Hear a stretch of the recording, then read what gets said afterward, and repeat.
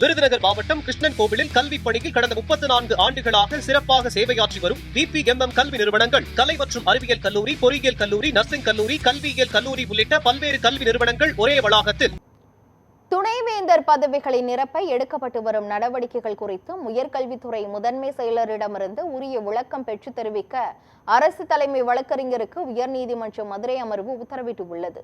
வேளாங்கண்ணியை சேர்ந்த ஜோசப் என்பவர் தாக்கல் செய்த மனுவில் மதுரை காமராஜர் பல்கலைக்கழகத்தின் பொறுப்பு பதிவாளராக இருக்கும் முகையா அந்த பதவியில் நீடிப்பதற்கு எந்த அதிகாரத்தின் அடிப்படையில் தகுதி பெற்றுள்ளார் என்பதை விளக்குமாறு கோரிக்கை விடுக்கப்பட்டது.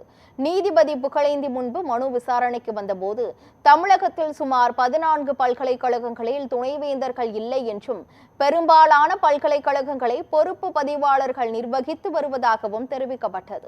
இதனையடுத்து துணைவேந்தர் பதவிகள் ஏன் நிரப்பப்படாமல் உள்ளன என்பதற்கான காரணங்கள் குறித்து உயர்கல்வித்துறை முதன்மை செயலரிடமிருந்து உரிய விளக்கம் பெற்று தெரிவிக்க அரசு தலைமை வழக்கறிஞருக்கு உத்தரவிட்டு வழக்கை 3 வாரங்களுக்கு ஒத்திவைத்தார்.